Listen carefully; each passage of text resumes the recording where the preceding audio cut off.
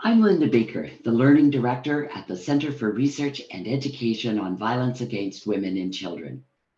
On behalf of the Learning Network and Knowledge Hub teams, we welcome you all to today's webinar, Intentionally Marginalized Communities, the Violence We See in Relationships, Families, and Systems in Canada.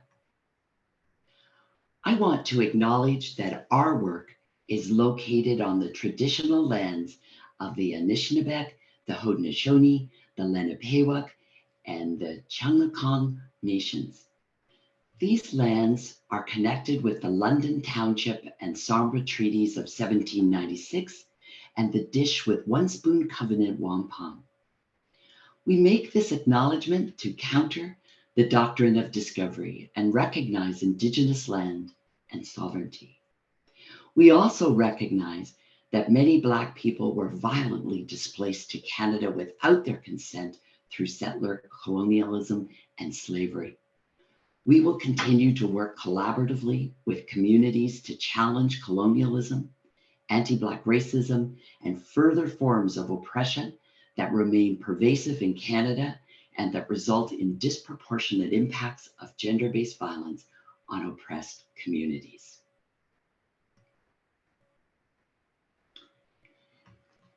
It is my pleasure to introduce our amazing presenters for today.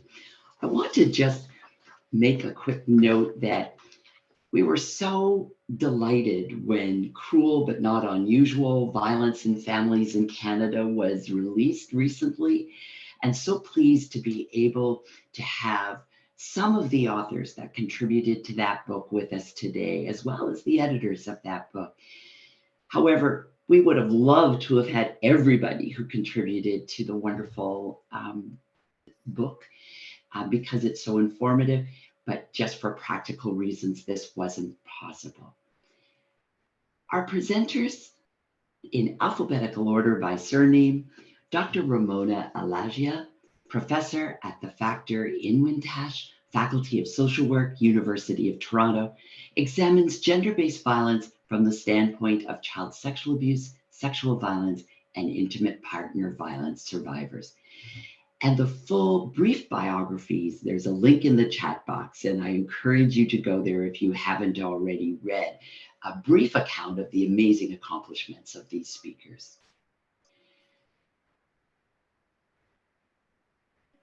Rupaleem Bhuyan is an associate professor in social work in the University of Toronto, where Rupaleem teaches community practice, social action, and qualitative research methods. Melanie Doucet, a former youth in care, holds a PhD in social work, is a senior researcher and project manager at the Child Welfare League of Canada, and a researcher at the Centre for Research on Children and Families at McGill University's School of Social Work. Roberta Timothy is an associate professor in the teaching stream Black Health Lead and is the inaugural program director for the upcoming MPH program in Black Health at Della Lana School of Public Health at the University of Toronto.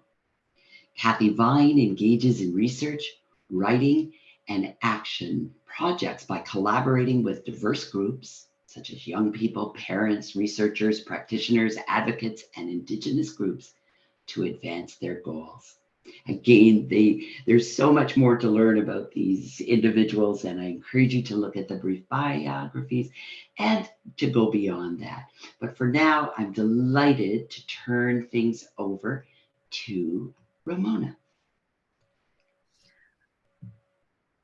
Thank you for that very warm introduction, Linda, and for you and your colleagues at the network in organizing this exciting event. On behalf of Cathy, Vine, and myself, we welcome you, the audience, and our esteemed panelists, contributing authors to Cruel but Not Unusual: Violence in Families in Canada, to this discussion focusing on intentionally marginalized communities.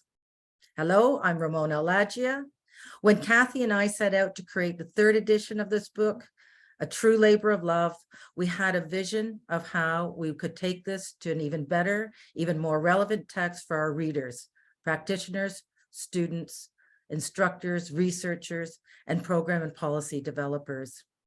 We wanted to cover family violence across the life course from cradle to grave, bring in established and contemporary theoretical lenses together with the most current research and practice.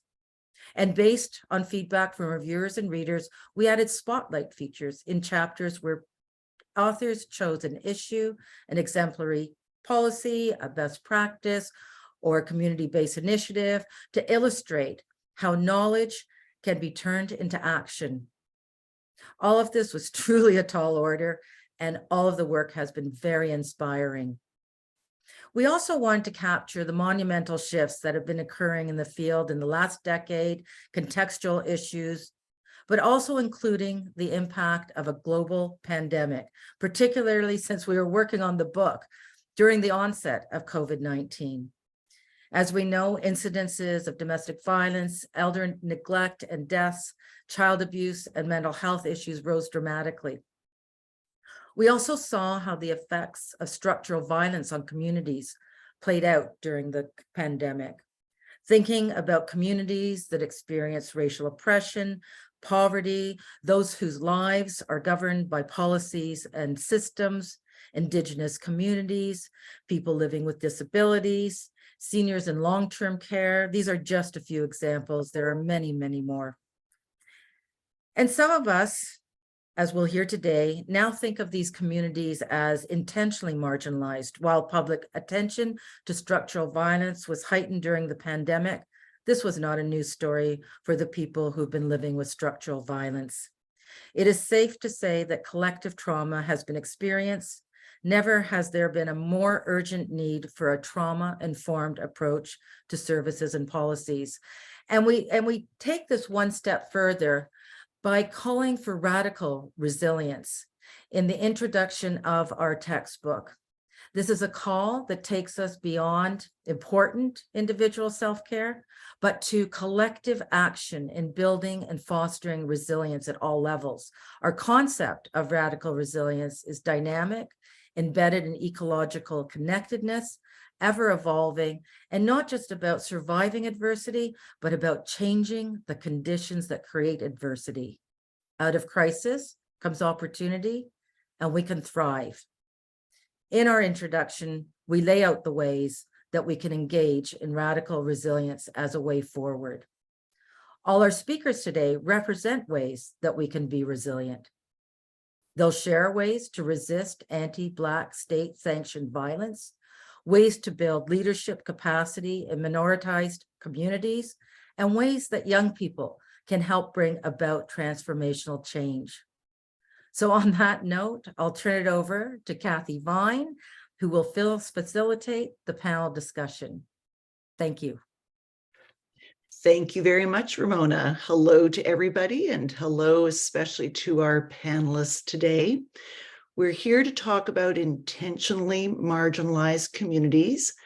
Ramona and I were very fortunate to learn about that concept from Roberta when we were working on the book. So Roberta, I'm going to come to you first and ask you to help us understand what is this term, intentionally marginalized community, and why is it important for us to be talking about it today? Thank you so much, Cathy, and welcome everybody. I'm going to start with my location because my location is critical to understanding intentionally marginalized communities.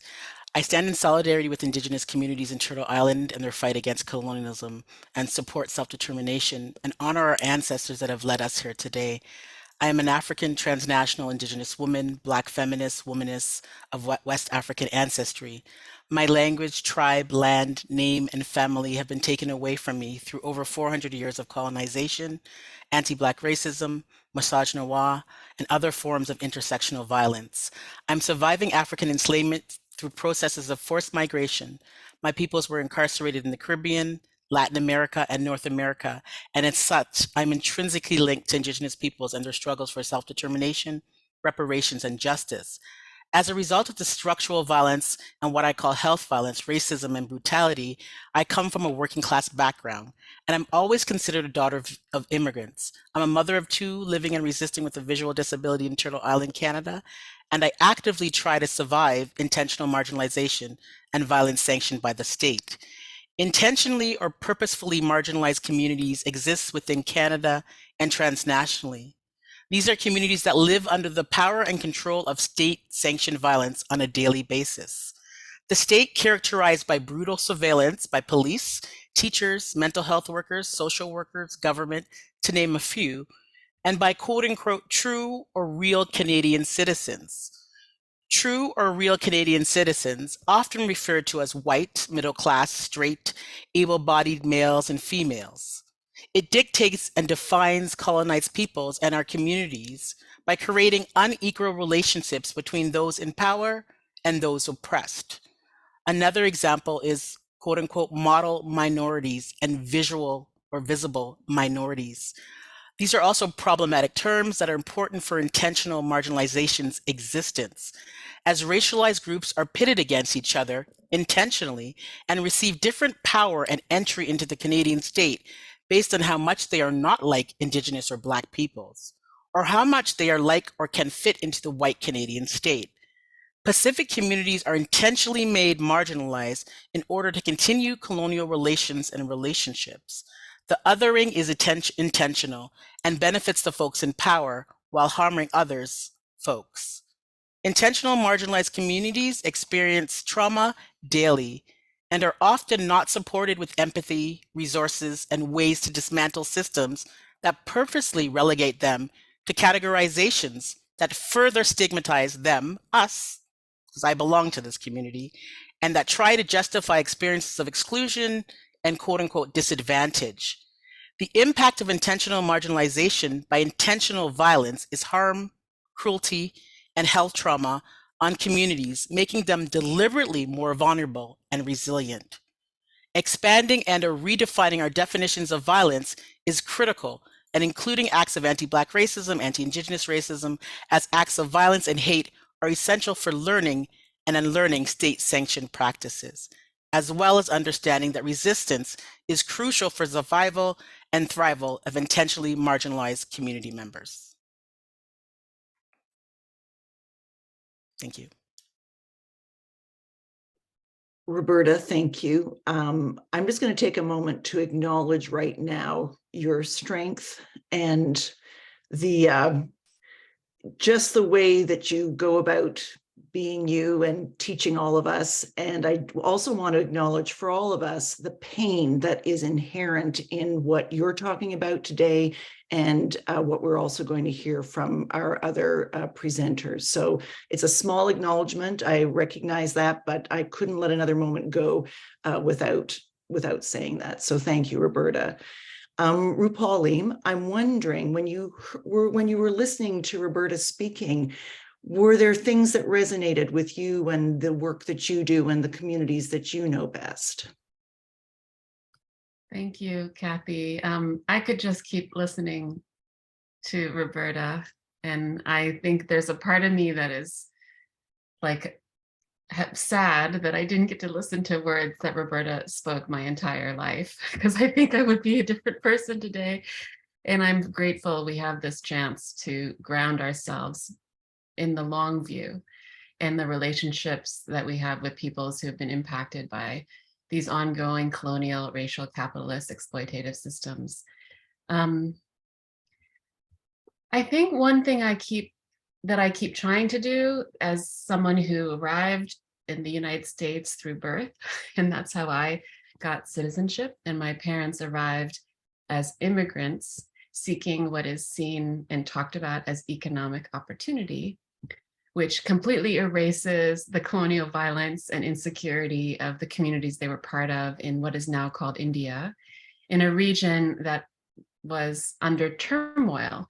They called them insurgencies, but they were people struggling for sovereignty and rights and belonging in the newly formed colonial state of India and didn't fully belong. So I didn't have these as stories told to me. I had to pick them up and analyze them and figure them out for myself as an adult, with many opportunities to gather insights from community-based held knowledge as well as academic theories.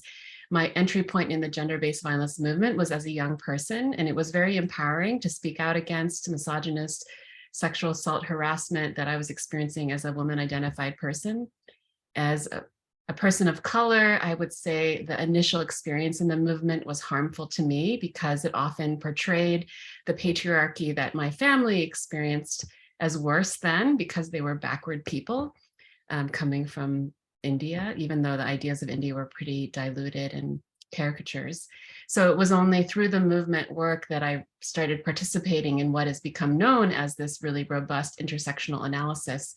And for me, it provided a language, reading Black feminist thought, reading Indigenous feminist thought, Chicana and anti-Asian racist thought, provided me the lens. And still, so much of the work I was doing as a frontline advocate in spaces supporting mostly immigrants coming from regions around the world, failed to continually look at the violence of the state in their lives.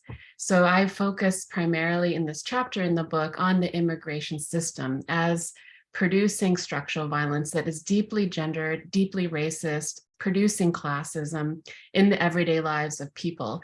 And many of the programs and services that are funded to support people experiencing gender-based violence are not funded to fully address the ways in which the state is contributing and even creating the abuse and violence in their lives. So as Roberta was talking, I was thinking about how we take for granted the nation state, even as we talk about the colonial project of Canada. So much in our everyday work, we take for granted how the nation state is designating who belongs, assigning immigration statuses as legal relationships that determine so much. And so in my own work right now, we're looking at how the systemic racism and classism and gendered patriarchy in the immigration system intertwines with those processes in the child welfare system for immigrants who have a precarious status and cannot provide for their families, cannot respond to conflict in their homes, cannot seek support without the threat of being detained or deported or permanently separated from their children. And here I really want to separate out, and it's hard because it's so entangled, the kinds of harms that come from intentional perpetration of abuse. Like, what does that mean? I'm not sure, because it's really hard. As I talked with someone just yesterday who supports families who are involved in the child welfare system, and they're talking about a family who recently arrived in Canada. They found their way across the border seeking refuge from a war-torn, insecure, home country. While they wait for their refugee claim to be officially approved, because we don't have accountability for a nation that decides to increase the number of immigrants who are admitted each year, which is seen as a positive thing, but doesn't increase the budget to process their applications. So their applications are pending for 1 to 2 years. And for those refugee claimants, even if they are ultimately successful, that puts them in a period of complete insecurity. They cannot get work authorization. They cannot get housing support. They cannot enroll their children in school. And in this case, the family could not enroll their young child in school. One parent was working under the table outside the home. The other parent is taking care of a young infant in the home for months and months and months. The older child is bored and stressed out and not doing great behaviors. And when they finally go to school, a teacher decides that the parents don't know how to raise that child and opens up an investigation. So this is the kind of structural violence that shows up. And if our lens is so narrow, if we're only looking at the relationship between a parent and child, or the relationship between someone who's experiencing harm and an individual in their life who's part of that harm, we are going to miss so much. The person I spoke with said, very frankly, that they came 6 months too late. Like if they had met this person 6 months before, maybe they could have gotten them into a school, and maybe the family conflict would have been just that much less and not required intervention from the state, which, as we know, especially for Black families, especially families who are poor, can lead to long-term consequences and harms that we're not measuring. We don't measure the harm of the child welfare system in the lives of families, especially if it leads to family separation, and then possibly permanent separation through deportation. So this is where my frustration comes, and my inspiration is how to draw these threads together, and certainly look forward to hearing more from others today. Thank you.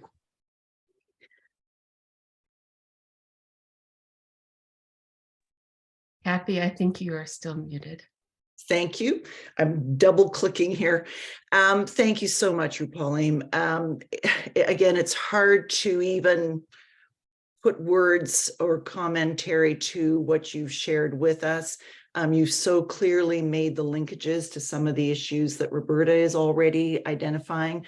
I know from your chapter how much more in depth you go into those issues.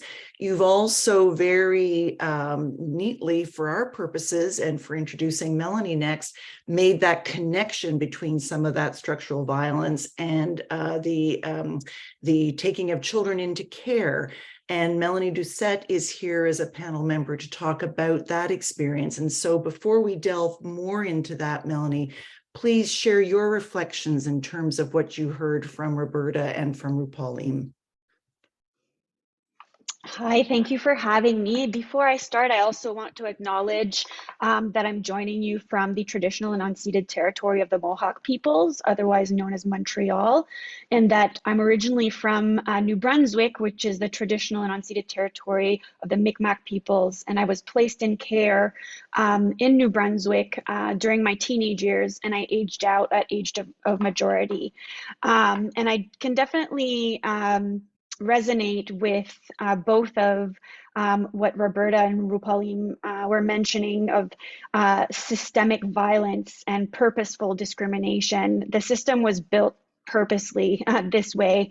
The foundation of the child welfare system is colonial, is based on white saviorism. The whole child saving movement of the early 1900s is still permeating through the laws that govern the child welfare system, the mainstream child welfare system. So this is something that I definitely resonate with in terms of my experience, as well as the experience of colleagues that I work with lived experience and the experiences of young people today. And in terms of the experience of youth in care, the minute that they enter the out-of-home care system, they become institutionalized. And you can see it through the terms that are used in policy, legislation, as well as practice. So the term apprehension, so the removal of a child or youth being placed into out-of-home care, that word alone conveys something cold, criminal almost, and is not something that conveys care, safety, warmth, love. It's the complete opposite. Even the word placement, it doesn't convey a humanized safety. It conveys the moving of an object into a placement.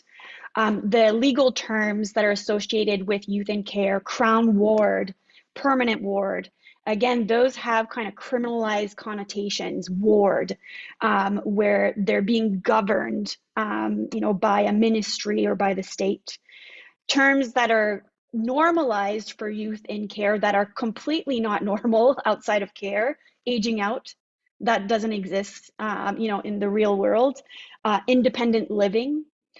Those things are normalized because of policies and laws that have been established by people without lived experience, expecting young people who come into care who are traumatized, victims of abuse, and have seen things that no child should see, to overachieve and to be beyond what should be expected out of someone who's undergoing traumatic experiences and displacement. So I think that's something that we see because of the colonial undertones that are still there today. Like I mentioned earlier, the child saving movement that originated in the early 1900s, it's still very much there today. And we see that in the overrepresentation of young Indigenous people, young Black people, young people of color, LGBTQ2+ youth in the system. And we also see the overrepresentation of youth leaving care in homelessness, poverty, PTSD, mental health issues, substance misuse, death, suicide attempts, and so on and so forth. And it's because the system was not set up for them to thrive. It was set up for them to either survive or die. And that's something that is incredibly violent and needs to be changed. If we want to start seeing young people who, despite something out of their control, ended up in a system for their own safety, that they're able to thrive as they grow into young adults. And that's something that I advocate for in my work, is that the system needs to shift from serving itself to being youth-centered if they truly care about positive outcomes and successful young adults as they come out of the system. And right now, it's currently not set up that way. Melanie, thank you. I think everyone can appreciate what it might be like to have Melanie or Rupaleem or Roberta as teachers in wherever they're receiving training or education or involved in learning. You're all such clear, such strong thinkers and speakers. So thank you. And I was privileged to work with Melanie on our chapter on child maltreatment for the book. And you can imagine that voice in that chapter. You can just imagine it. What I wanted to do was go back to you, Roberta, and actually share with our audience the name of your chapter. You called it Blackout: State-Sanctioned Violence and the Black Experience in Canada. You've already said so much about why you might have called it that, but take a few more minutes to say more about why it was important for you to use that language and to talk about the experiences of Black community members. Thank you. First, I think I'm going to use a little location first as I define it. Being a Black woman my mom came from the Caribbean as a domestic worker via African enslavement, coming to Canada, growing up in working class neighborhoods, dealing with anti-Black violence on a daily basis, being sick by dogs, being called the N-word on a daily basis, having our education be a moment of protest, because we're constantly protesting, being considered lesser than, going into the workforce and also experiencing anti-Black violence, misogynoir, issues of intersectional violence on a continued basis. These are acts of state violence. So I embody the experiences of anti-Black racism, because every single day of my living life, even before I was born, my mom, had to hide my pregnancy in her job and, lived in precarious ways. I've experienced state violence. It's over 400 years in my life. I call it that because violence against Black peoples in our communities is state endorsed, purposefully and intentionally being done. Black families in Canada are in a state of war, emergency. Colonial state-sponsored violence is the history and current state of affairs of Canada, leading to the systemic blackout of Black families.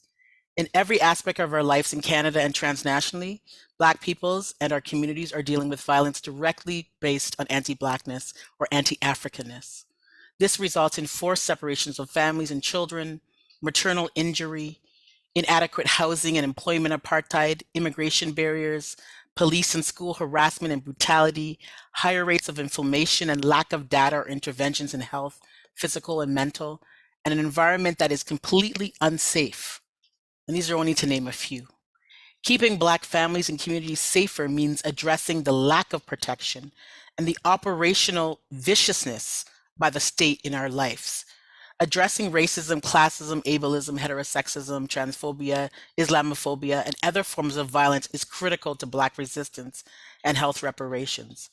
Denouncing the media and state-led rhetoric of quote-unquote vulnerable populations, the underprivileged, the disadvantaged, and health equity seeking or health equity deserving, which is a new term that is really problematic also, is very essential, as well as addressing the impact of structural state-sanctioned violence, and more importantly, fostering resistance a tool to dismantle injustice and support revolutionary acts in terms of Black families and communities.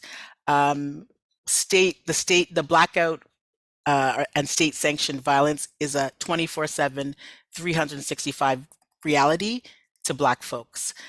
So the title makes sense to me and to many folks who have to resist against this type of violence on a daily basis. Absolutely. Thank you, Roberta. I want to stick with you for a moment, if I could. In your chapter, you talked about the experience of Fatima, and I wondered if you could share with the audience a little bit about that experience to really break down and help us understand, especially as she became connected to the system in Canada, what her experience was. And of course, if you'd rather use a different example, please do, but Fatima is the one that comes to mind for me. Yeah, I'll definitely start with Fatima. I also have another example just to give kind of different case scenarios. So within the case of Fatima, it's Fatima's case, a Somali identified woman who was in shelters for abused women and who experienced surveillance and anti-Black racism, misogynoir, Islamophobia, and whose children, two children of the four, were eventually taken from CAS. Her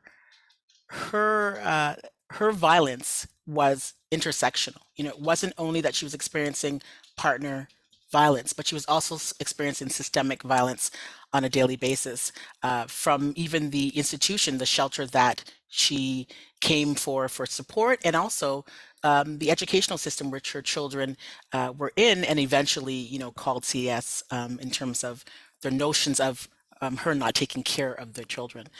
In this case, I think it's really important also to look at what was not given and what was not given for her, in terms of, empathy, care. She also was dealing with loss and grief. She had a grandmother who had passed away, who was really a support for her. She had also the transnational, transgenerational trauma connections. She had lost an uncle in Somalia based on, conflict there, which directly has colonial background. And she was struggling with her mental health and her physical health and safety in terms of trusting, anybody to support her. And a lot of her resistance, which people might say, maybe how is that resistance? But her resistance was actually not telling people her story. Her silence was her resistance because telling her story created more violence in her life. So as she, you can read the case and talk about the pain that she experienced, but I also think it's important to look at her resistance and how she moved through and is moving through in terms of finding not only her mental and physical health, but also finding different ways of resisting and being, making sure that her well-being is protected.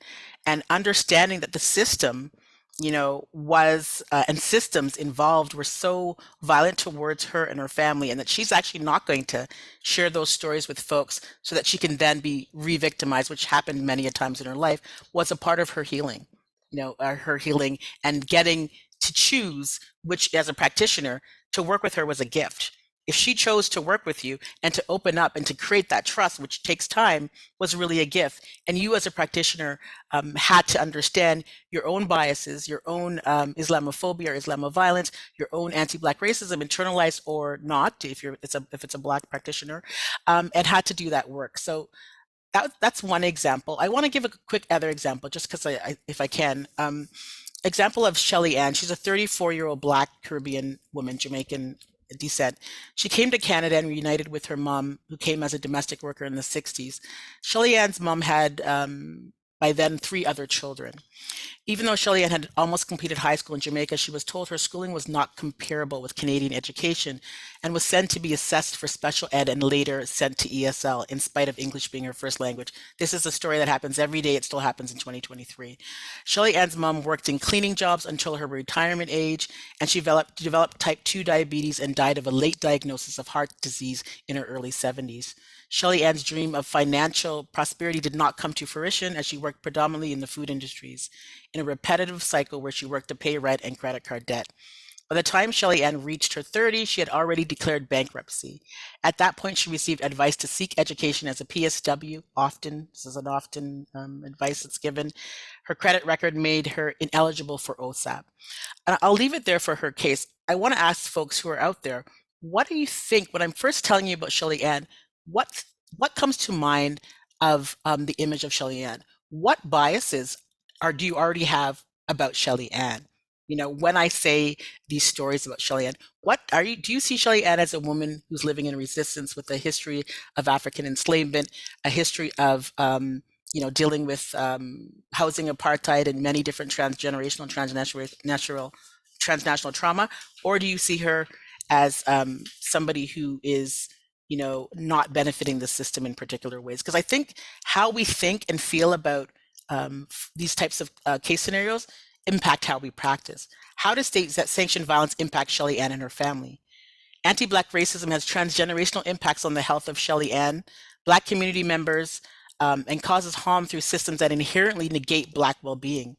Systems that are instrumental in violating Black lives, causing injury, in this case study, in the form of financial destitute, educational abuse, employment segregation, transnational division of labor, and health violence, to name a few. So there's so many different examples of state-sanctioned anti-Black violence and intersectional violence in her life. And do we see that as practitioners? Do we see that as folks who are working with Black community members and still see how Shelley Ann is surviving and thriving? Or do we see Shelley Ann as a disadvantaged, Black woman who, has no way to move up in our work or in her life? It's really important how we look at these types of examples. Roberta, thank you. I think you've done a fantastic job of bringing those issues to life between the two examples that you gave us. And Rupaleem, you also used a case example in your chapter. You and Margarita Penten Perez co-authored a chapter on the impact of structural violence on immigrant, refugee, and non-status women in Canada. And I would ask you to share with the audience anything more that you would like to say about that experience, that interconnection. And then again, if you would like to share a case example or a story of someone to help our audience continue to get how those, what seem to be large system political issues, how they are actually playing out on the ground in terms of someone's experience. Thank you. So funny. Like I'm having a hard time going from being a listener to being a speaker because I just want to keep listening to my peers here. One of the biggest challenges of, and I can talk a little bit about the case example, but with immigration policies, and this is true with many different parts of life, but is keeping in mind how dynamic and changing and uncertain and unpredictable things are. So I think that, and even Roberta, the way you share, like the long history of how the structural inequalities and violences show up in people's lives is also very dynamic. So I think we need to figure out how to resist the single story, that narrative that helps us feel confident that, oh, I know what is happening here, but also not get overwhelmed by the dynamism. And in the case of paying attention to the violence of the state, in this case, immigration policy, though the Indian Act works in tandem with immigration policies, the labor market works in tandem in terms of its racial capitalism, the way social benefits are tied as entitlements to legal status, they all work in tandem. And in each of these spaces, people are trying to make the best of their lives, right? Like, so the Canadian narrative it's a very successful branding exercise around the world. People desire to have a secure life and come to Canada because they have a route, maybe as a domestic worker, as Roberta was saying, in their family.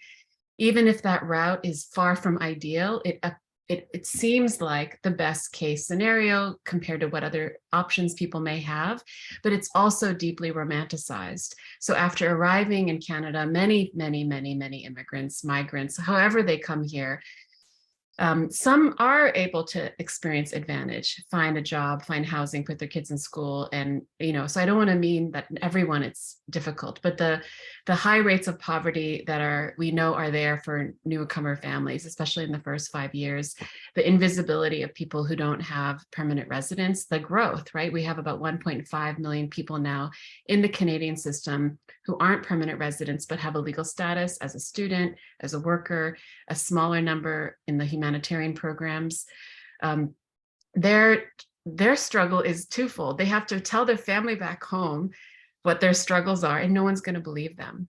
No one's going to believe how hard their lives are in Canada. And that creates a kind of emotional, tension where they have to represent the challenges they have in Canada, even if the world around them in Canada doesn't see it.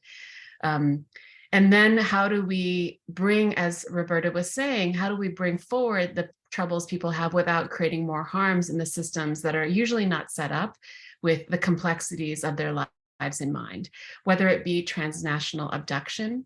So in this case study, we talk about the challenges of someone who's trying to find refuge for their family, for their children. They arrive in Canada. Their partner who lives in another country has more resources and can make use of existing law, child abduction laws, to cause harm, to perpetrate harm in their life, to continue that coercive control through the legal system. This is true in our family court system. We know it is full of cases of family violence and intertwined with poverty, intertwined with racism. And I think for workers, for people in supporting roles, for community folks, the basics really matter. Creating spaces, as I was listening to Roberta, creating spaces where people can be, where they can start to share their stories and develop counter narratives and not individualize the problems they're having, to create space. I know I work with the South Asian Women Rights Organization, who is incredible at creating spaces for people to link their individual struggles to the systemic, to the social struggles, so that they work to address the immediate needs, housing, childcare, that first job that they're able to get, even if that job is exploitative, and then fight for labor rights in that difficult job. And while working with individuals to make their basic needs, making sure they're linking with the systemic changes that need to happen. And also collectively reimagining what world we want to live in. So I think those basics can be applied across all these complex intersections. I know it sounds simplistic, but it requires us to push back against the funding model, which is program only, which is requiring technocratic solutions, that is saying, deliver this program in this way, and most of the money is going to be to the staff to document how successful you are. So we have to push back against that funding model to create these spaces for healing, but also for that kind of complex advocacy. Sorry, I'm like getting my preach voice on. Thank you. Thank you, Rupaleem. Do you want to say just a little bit more about the case example, the particular woman that you were just describing, what was continued to be harassed and pursued, I know, by family members, her husband, by her uncle here in Ontario, and initially her experience in the shelter was positive because of the concrete assistance that they were providing, as I understood it. But I wondered if you could just say a little bit more about her experience. And I know you are going to have an opportunity to talk about some of the action steps that can be taken and the peer network, etc. But I just wondered if you could just say a little bit more about her experience. Well, I think in the case of someone who is able to apply for a refugee claim in this case and seeks shelter and is able to find a space in a transition home, there is a window of opportunity where they can have some relief and some support services. So for example, having their child enrolled in a school nearby, getting some legal or social service support, thinking about their housing options. And in those moments, we feel like the systems are working. One thing I I worry about is it's so hard to support people who have these complexities in their lives. And those who have more options, including the way we wrote this case study, maybe end up taking up more of our time. And those who have fewer options, actually, we spend less time on because we don't know how to help them.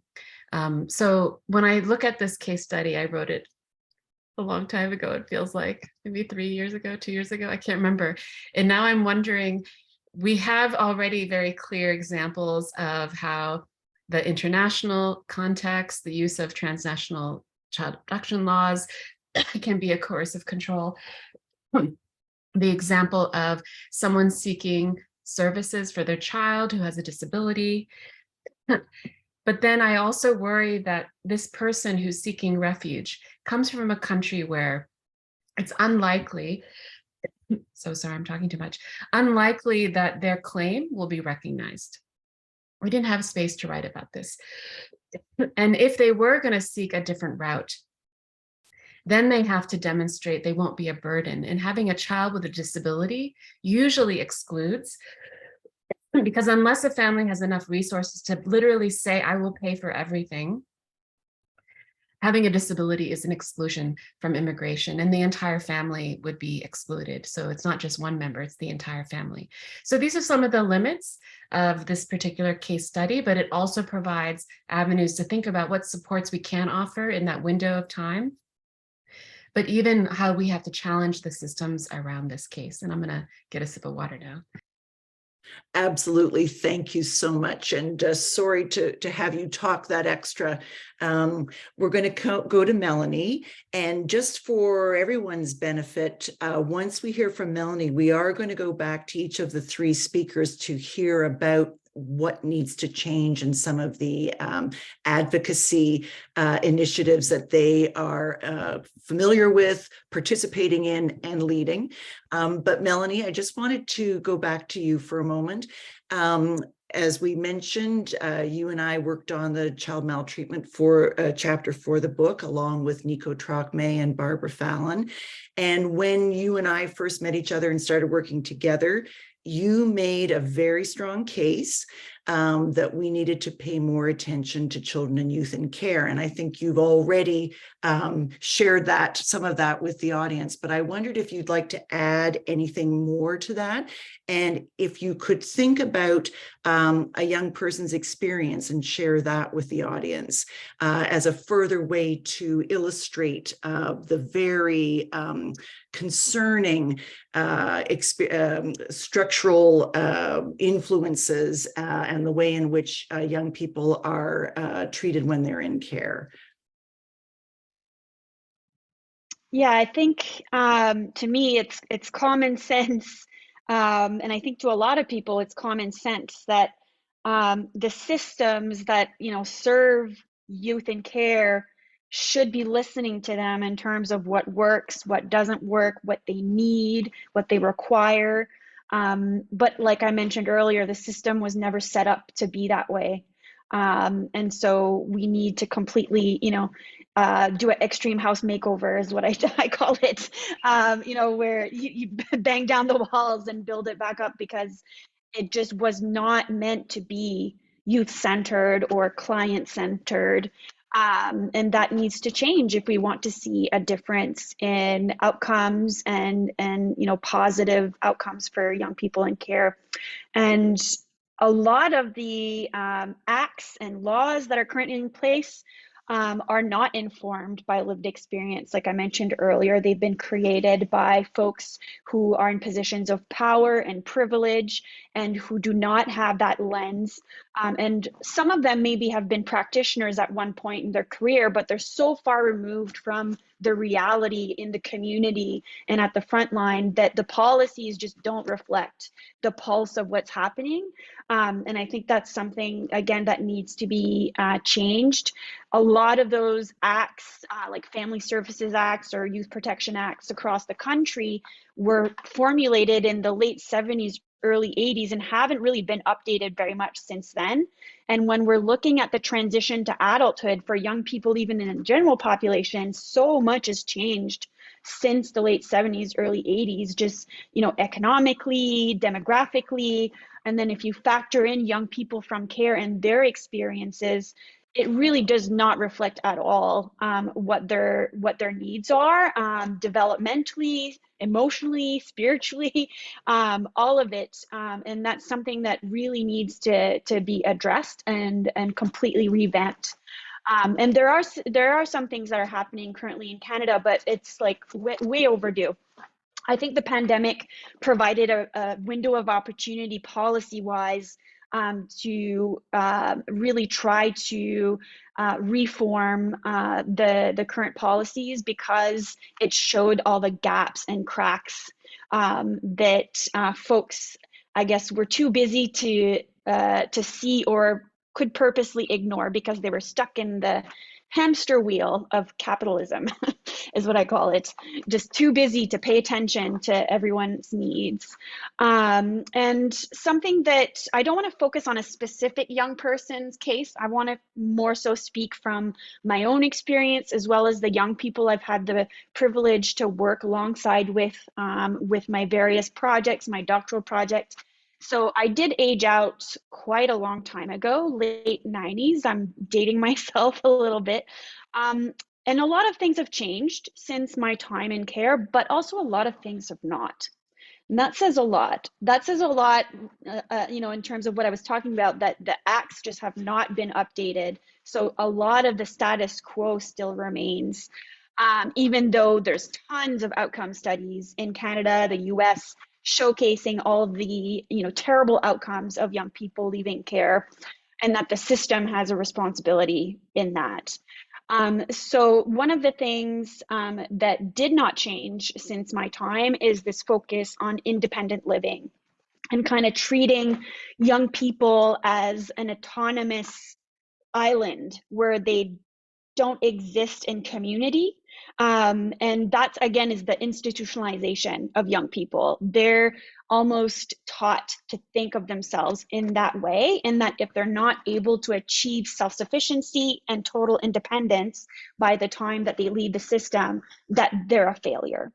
And that's just completely artificial. In real life, in a ideal society, people exist in community. They're interdependently connected to each other. They have something of value to contribute. People give to their lives as well. And really, that's not how the aging out process is constructed. And that's something that I've seen through all the work that I've been doing so far, whether it was with my doctoral project or the current work that I do with the Child Welfare League of Canada or at the Centre for Research on Children and Families. This notion on independent living, which is an artificial notion, is still very much entrenched in the way that young people are conditioned from care to transition to adulthood. Another thing too that seems to be still there is the lack of focus on emotional well-being, relationships, bonds, healthy bonds, as well as spirituality and culture. So that's something that still hasn't really changed very much since my time. And that's something that really needs to be focused on. Another thing is that youth are looked at as compartments in terms of their needs. And that's very much in line with kind of the government departments and the silos that they've created, even like the different sectors, community, government, private, all of that. It's very compartmentalized. And so youth's needs are met in this compartmentalized, disjointed way. And really, it should be done more holistically. Young people are, complex, but also full persons.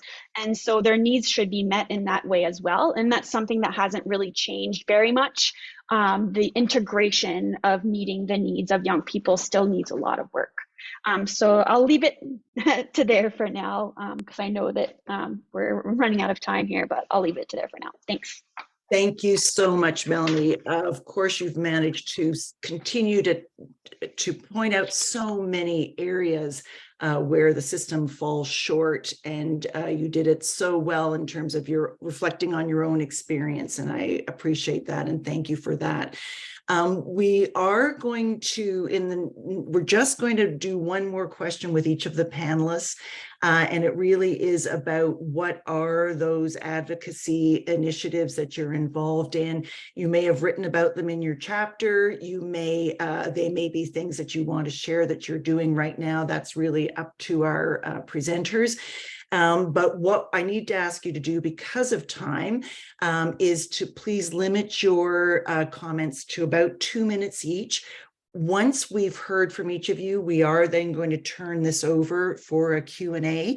And certainly you may have an opportunity to expand on more of those things, but we really do want to have an opportunity to hear from you about what are some of the recommendations or action steps you'd like to see taken or that you're involved in taking. And also with an eye to what can the rest of us do, perhaps differently than what we've been doing. So Roberta, I'm going to come back to you and ask you to kick off this last part for us. Thank you. Resistance is everything. Resistance is inevitable. As I sit with you in the village today, being a Black woman who's a Pan-African Black feminist, womanist, that's an act of resistance, simply. Resistance happens in many ways. It's over 400 years. The energy and reality in Black communities that we resist anti-Black violence and all forms of hate, heterosexism, ableism, ageism, all of these forms of violence is inevitable. And I really want to stress that, because we look at sometimes, what happens as an intentionally marginalized person and the victimization of it. But it also is the resistance is my great-grandmother, my great-great-grandmother, has resisted, and I will continue to resist. My children will resist. The unborn children will resist. I think it's first important to understand what anti-Black state-sanctioned violence is and how it's impacted our lives. That's really important. It's a grief process to openly acknowledge this, or there's so much loss that needs to be unpacked. And after that recognition or validation is the becoming. And this is the process of consciousness raising, and it's ancestral in so many ways. It's looking back and seeing how what your ancestors, our family did to survive and thrive and resist is critical, and examining your own empowerment and ways to resist is essential. Resisting anti-Black state-sanctioned violence looks like so many things. It's connecting the impact of racism and intersectional violence on Black women, Black communities is of utmost importance. It's collecting these impacts in research to provide data in relation to intersectional factors and statistics related to Black families is essential. It's reunifying African and African diasporic families and communities by addressing transgenerational trauma. This is a really important and dear one to me. It's developing and maintaining local and global health-centered advocacy, activism, spaces that support Black women and Black families to survive and thrive. That's resistance. It's funding African-centered spaces to heal. Examples, anti-oppression psychotherapy, which is a process that we move through. It's decolonizing our medical systems, and more importantly, decolonizing our minds. It's challenging all forms of scientific racism and intersectional violence are few examples. It's redefining the meaning of violence to include anti-Black racism and other intersectional violence, to admit that anti-colonial practice in a white supremacist state does exist and can exist and must exist and will never stop no matter what. I'm a fourth generation reparations person, and I will never stop fighting for reparations for African, Black, and Indigenous peoples. And I will never stop talking about the harm of anti-Black violence. And I will never stop demanding and continuing to create well-being and mental health and physical health supports for our communities and villages. That's a daily, that's a must, and that's going to definitely happening for my entire life and other folks who are in this revolution, because it's a revolution. It's addressing gender violence and intimate partner violence in Black families, and understanding that addressing gender violence also includes addressing Black men's incarceration and that violence on our families, or the act or force of taking our children away through CAS, et cetera, and the killing of Black bodies on a daily basis. It's utilizing an anti-racist, intersectional, anti-oppression, decolonizing approach, training practitioners to decolonize their practice, becoming consciousness, and actively practicing from a resistance-centered framework. This means do your own work, decolonize yourself through unlearning oppressive, violent ideologies and practices, actively search out ways to reinvent, learn the importance of language. What you say has an impact. Unlearn ways of communicating that dishonor and disrespect others. It's simple. Don't be disrespectful. It's an engaging and empathetic listening and understanding your power, your location. It's learning to be uncomfortable and to make mistakes and owning and being accountable for them, owning guilt and act accountable. Take responsibility for your unlearning. Be clear about your positionality and framework. Share your learnings based on your location and power. Walk the talk. Actualize solidarity and allyship, or collectively and strategically. Do no harm, as in reduce re-traumatization. Do good. It's doing good and treating people like human beings. Resistance is a way of survival and thrival, and it's life and death for our community members. Thank you, Roberta. Thank you. I'm so glad this is being recorded, and I'm also so glad that so much of what Roberta shared with us is absolutely packed into her chapter. But thank you. That is so much to take in. So thank you, Roberta. Rupaleem, you and Margarita spoke about particular initiatives that you have been involved in, and I wonder, are you going to talk to those, or are you choosing something else? Please share with us. I could just say what Roberta said. But I'm trying to figure out a few things that I keep coming back to, especially in a period where I feel like my work life is on hyperdrive, and then everyone I'm working with is exhausted. In my personal life, I'm doing a lot of care work, and it is life-giving, but there's no room for it if you count all the hours that I'm doing the paid work, and then the unpaid work, and then the care work. So I want for folks to be healthy, and those of us doing and choosing to, or we have no choice, we have to show up for others, we have to make sure that we're healthy. And I don't mean that in a way that is self-giving only, because I think we're part of a collective, and the communities that we're in need us to be healthy. And I think when I listen to Roberta, I'm reminded of, and I'm trying to work on this too, is that how to find a clarity of purpose. So when I listen to Roberta, oh my gosh, Roberta, you're so clear. And yet it's not simple, right? It's not that when you have a clear purpose, you're simplifying things. Like everything is all connected and there's a clear sense of purpose. And I think each of us will likely need to play different roles. We have different gifts, different strengths, different positions and opportunities that we can leverage. Maybe privileges that we have earned or unearned, but I think honing in on what your strengths and gifts are to have that clarity of purpose in your healthiness, as healthy as you can be. When the moments you're healthy, maybe there are moments you're less healthy. And in that context, I do think creating those spaces is something we don't get to do. As an educator, I get to see that in the classroom, but increasingly we have more and more people in the class, so we don't really get to hear from everyone and have everyone connect their own struggle to the collective struggle. So I wish for all of us to have spaces, because these things are so dynamic and ever changing, and it takes time to figure out, well, what can I do now? What will really matter?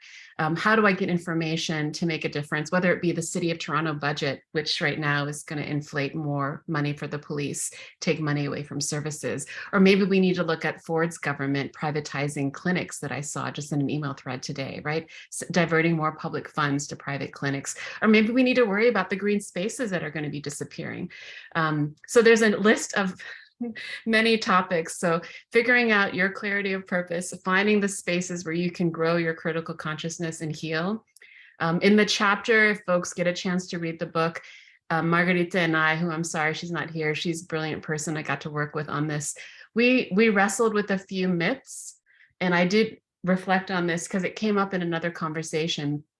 One person I met with who does legal advocacy with children who have been involved in the child welfare system in multiple foster homes, they don't have citizenship. So when they get criminalized, which is often the case for youth in these situations, they're deported or detained and set up for deportation.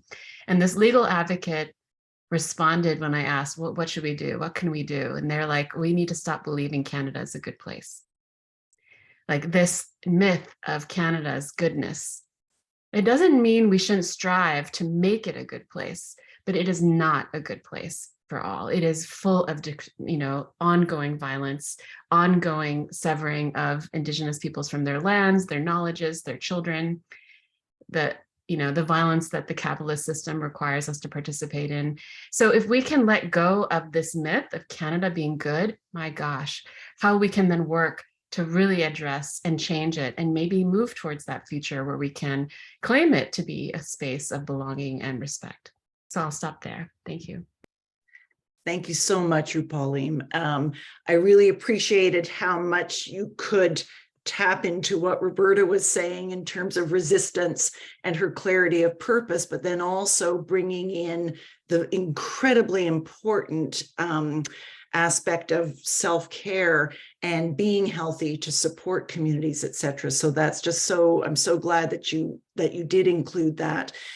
In the chapter, Rupaleem and Margarita talk about supporting leadership among survivors of violence and are doing incredible work in terms of peer support and peer network support. So there's so much more that people can learn from Rupaleem and from Margarita. And Melanie, last word goes to you.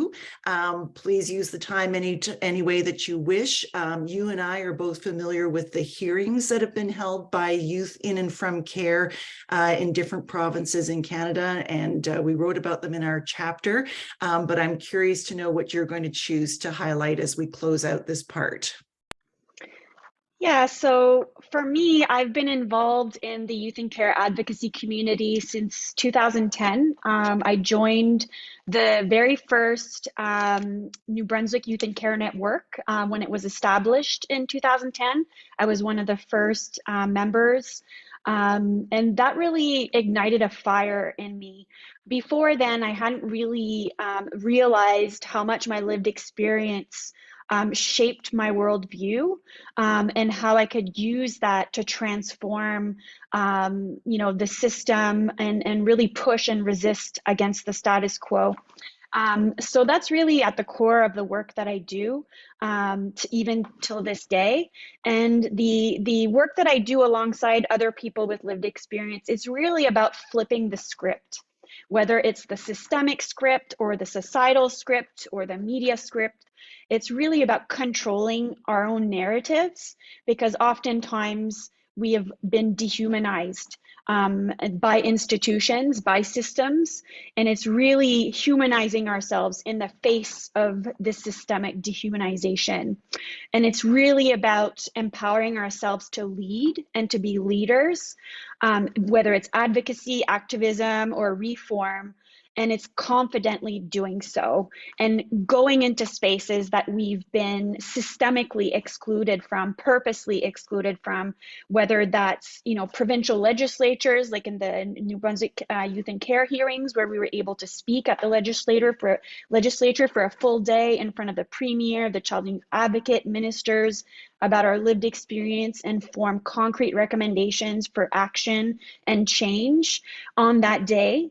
To academia.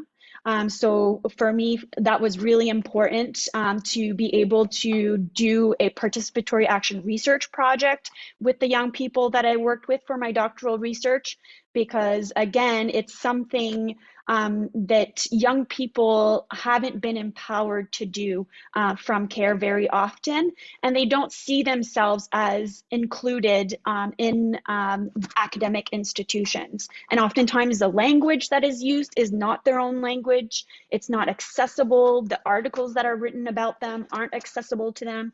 And it's really, again, about flipping that script and making it young people, lived experience centered. The media, the same thing. It's about kind of switching away from these clickbait kind of tragic, focused articles to empowering articles to say, look at the great things that we've accomplished. Look at the movements that we've generated. Look at the advocacy that we're doing. Look at the solutions we're presenting. So really flipping that. coming into parliamentary institutions, Senate, minister's office, political leaders, really all these spaces where we've been typically excluded from and thought of as less than, and really showing up and saying, no, we're actually of value here, and we bring a rich lens and experience to inform how the system should be working versus how it's going now. I just want to quickly mention too the work that I'm doing right now with the Child Welfare League of Canada and the National Council of Youth and Care Advocates. I will put links in the chat if folks are interested and going to take a look.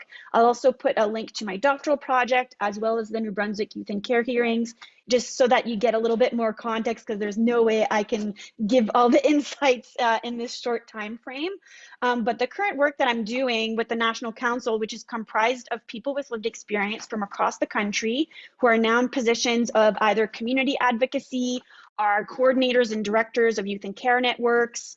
And we also have key ally organizations who are championing with us to really reform and transform the aging out process so that it becomes a transition to adulthood and not a precipice into adulthood, which is what it currently is.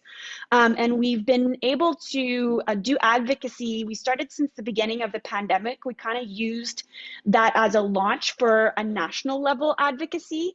Because we were all really concerned that young people were having to age out during the pandemic. The governments were making announcements in terms of, protections and supports for the larger society, but young people in care, there was nothing really being announced. And we were like, how can they let people just like be on their own in this time where, the job market was atrocious, schools were like, in super, not safe places for people to register and all that. So we wanted to make sure that young people were allowed to remain in their placements during the pandemic. So we advocated for moratoriums. That's the term that's used for allowing young people to stay in their placements and to continue receiving supports past the age of majority for the period of the pandemic. And we were successful in getting quite a lot of them established in the different provinces and territories across Canada.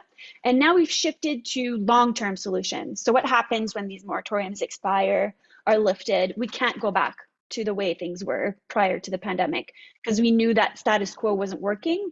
So it's still not going to work now. So what we're doing is we're working on long-term systemic change through the equitable standards for transitions to adulthood for youth and care. And I'll put, again, a link in the chat to all those things so that you can take a look at them.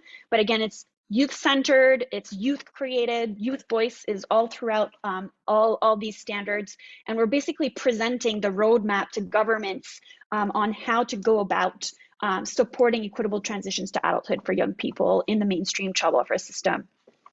And I want to close with something, a little remark that I'm kind of going off what something that Rupaleem was saying earlier, where we have to reimagine the world we want to live in. And that's something that, that in the work that I've been doing so far in the youth and care advocacy community, we have a vision of what we would want this world to look like. And that is what permeates throughout these equitable standards that I was just talking about. And I want to read the vision that we put in the report. And it really permeates all the work that I do, and the same for my colleagues that I work alongside of. We dream of a world where aging out no longer exists in our vocabulary, nor in the child protection legislation, nor in the mandates. We dream of a society where youth and care are interdependently supported throughout their entire lives, just as their peers who are not in care, who can rely on their family, friends, and communities well beyond the age of majority. So that's the vision that we have, and I'm not going to stop. Even if I don't get to see that become a reality in my lifetime, I'm not going to stop fighting for that. That's really, the goal. So thank you. Thank you so much, Melanie. Thank you to all of our panelists. I know none of you is stopping. That comes through very clearly. And Ramona, I'm just going to ask you to do a very brief thank you and reflection on our behalf. Well, I thank you very much for the rich discussion that you've brought to this panel, all panel speakers. I'd like to just quickly say the themes that sort of came through to me were clearly we are working hard to dismantle those conditions that create adversity by naming it first, so we see it, we stop the gaslighting, and we can't unsee what we've seen. So we're in the part of being and doing, and I see this amazing conversion to communities of action and those things that are actionable to change the conditions that have caused this trauma, this collective trauma that requires what everybody has seen, a trauma-informed response, and these communities of action. I just want to say thank you, and we'll pass it over to the question and answer period.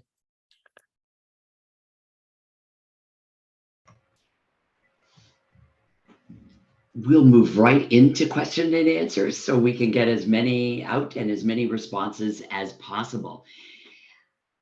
One of the things that there's so many questions, and we're going to pick and choose a little bit here, but I want to start with this one.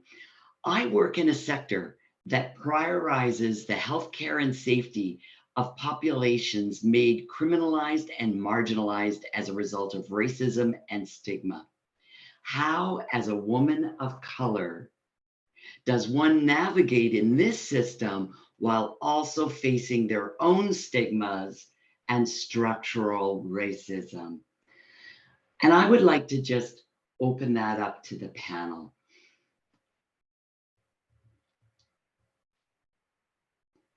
And I would ask Roberta to start us off. I think this is a everyday thing. I think that question relates to all of us who are racialized, indigenized, poor, queer, etc. The one thing that I would say, the most important thing to be able to work and care and support a village is to work and care for yourself. And you have to be, your wellness is a really important piece. As I was listening to, the conversations here today, the stories, I'm thinking to myself, we're on this panel, you have to be emotionally, I'm emotionally regulating myself. Because if we talk about the true impact and even the joy of resistance, but the impact of the state violence on a daily basis, none of us can be here and talk without tears in our eyes, without anger, without these different feelings and emotions. So I want to say that we have to have spaces to be able to be raw, to be real. I have my sister circles, I have my folks, my peeps, what we do, many things to take care of ourselves so I can do this resistance center work so we can do it in the village. So one thing is the self-care and community care, which is connected together, is really important.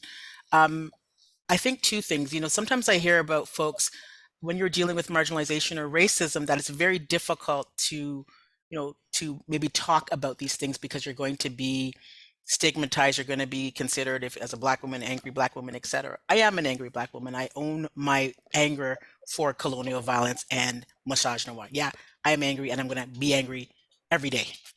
And I'm going to take care of my anger by, doing my own wellness and having my ways to do that. But how can you not be angry for what we just spoke about, all of us in this room? So I think that I say that because sometimes we think that by maintaining ways of approaching things in ways that don't show our anger, that don't show our emotionality or our response to this racism, to this sexism, this homophobia, to all of these different types of violence, that we are actually going to be able to move forward. And I actually think that you have strategic ways to do it. For myself, it's not the way to go. I'm going to have to be strategically loud and strategically silent when I need to, but I'm not going to let somebody speak to my realities or to my community's realities. So I think, you're in a system that violates and it's created on violation on a daily basis. How do you move through is to actually learn about yourself, love yourself, care about yourself. Don't think that this system is inevitably going to be the same. There's a notion that this is not going to change, and continue to create ways and space for you to be able to heal and to be able to resist. And that happens on a daily basis. If you met me at 5 years old in my neighborhood when they were burning, feces on our lawn I grew up in a working class neighborhood, and we were the first Black families living in the townhouses. I still had a voice. I had to have a voice, even though that voice was scary. I was scared. I still had to speak. So, like community, be with community, heal, take the risk to challenge the types of violence, because not challenging doesn't mean it's going to disappear. It's actually still going to be there. That's some of my thoughts. If it's okay with other panelists, maybe we would move on to another question, as Roberta has answered that so fulsomely, and just be able to get a few more questions in. So thank you, Roberta, and the rest of the panelists. And Jasmine Tabibi, my colleague, I'm going to turn it over to you to present the next question. Sure. So the next question is made up of a few different questions, but the question is, I work in child welfare and completely agree with the child welfare policy overhaul that is needed nationwide. On a smaller scale, when looking at supporting youth leaving care, how can we do this better as individual agencies? What can we do to help our children in care or who have aged out of care work through their trauma? And perhaps I'll start with you, Melanie, and invite others to join if they wish. Yeah, I think a lot of people, and I see this even, in the schools of social work when I was teaching students, where they're like, I'm just one person and this like reform needs to happen. It's so much bigger than me. How can one person make, a change? Again, it's adding many drops to a container, eventually it gets full. So, each drop matters. So every action matters. And you can do that, just at the very basic level, treating a young person in care as a human being that has agency, that has dreams, wishes, that has talents, that has strengths, and isn't just a problem to solve or a crisis to manage. Because again, like I mentioned, the system often focuses on crisis response, crisis aversion, risk aversion. It's not very much based on strength. So young people will often grow up in the system not hearing at all what's good about them. They only hear constantly what's wrong with them or what's the problem in their life. So that really affects their self-worth, their self-confidence, their identity formation, their developmental needs. So really, yeah, on a relational level, treating them as human beings and not as a case file number. Another thing that I teach to social work students as well is your words. Use your words purposely, and your case file notes. If you wouldn't feel comfortable showing it to the young person, then rethink about what you're writing, because the next person who is going to read your case file notes is going to make preconceived judgments about this young person. So think that through as you're writing your case file notes, and you should be sharing it with the young person and say, is that accurate? Am I making the right assumption here, or should I correct? Be transparent, be authentic. That's all stuff that young people are saying, we desperately need this and we're not getting it.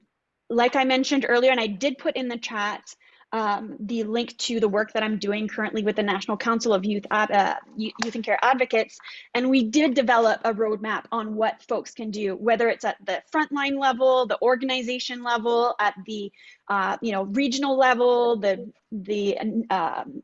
provincial level, wherever it is that you're situated at in your connection to young people from care, you have a role to play. So if you're not responsible for implementing certain supports and services, you're still responsible for advocating for them. So that's the role that you can play if you're not a service provider that's responsible for meeting a certain need for youth in care. You can still advocate for those things to be in place. You can still advocate for young people to be treated as human beings. You can still advocate for people from care to be treated like they have value, like they belong, that they're worthy of care, they're worthy of support. You can rally around them and show up for them. So everyone has a role to play, big or small. And you can start just from, again, relationship-based, humanizing young people and showing them that you care. Melanie. I'd like to direct this next question to Rupaleem. How do we really hear and respond and see the stories that individuals shared as rich nourishment for action that dignifies the source of these stories to co-create dignity for all of us? That's a big question. How do we hear? I think, and others have said this, the relearning, like the unlearning, is a big part of hearing. And I know for myself, having been raised in the United States by parents who were colonial subjects, right? The former Queen Elizabeth was their queen, and their desires were framed by that milieu. Like my father is in his almost 90s. So the kind of world he wanted us to grow up in, like literally was like dripping with colonial context, and like the vision of a good life was very much like being civilized. And I was a good bratty teenager and like rebelled against it. But it wasn't until I was an adult that I really started unpacking and unlearning and trying to fill up the space with new ideas. So I think, as others have said, like listening requires grappling with our own truths, grounding ourselves in whatever histories of harm we've been part of or have experienced. There's no race to innocence here. All of us are participating in this and there's no way to measure our responsibility and also the harms we carry. I think recovering from our own traumas is a big piece, which I mentioned before. I think creating space is a big piece, which I mentioned before. I do think, I was reflecting, even listening to Melanie in the earlier question, I think this is a bridge. And I worry about this because a lot of my work is with folks who support people who are undocumented, who have a precarious status. A lot of the important radical work is not talked about openly. And it often rests in these individuals, in these institutions that are very precarious themselves. And so if that person leaves, you can't access that organization anymore. You don't know who to trust. You don't know, even service providers will tell me they're worried about telling their peers what they're doing because they don't want to get in trouble. So we need to find ways to build our power so that the work can be visible and figure out who can make that work visible to push back. Some of it happens in those one-on-one conversations. So I know some of the inspiring work I've heard is when people in an advocacy support role, whether they're a service provider or community worker or peer, will walk people through a system, not just to navigate it, but to talk about how unfair it is, talk about how exploitative it is. So when you're helping someone apply for refugee claim status and they have to write their narrative, let them know when you disagree with what that system is asking them to do, as you still try to get them the rights they deserve through this flawed system. Be transparent about your critiques of these systems. Sometimes that means engaging in subterfuge.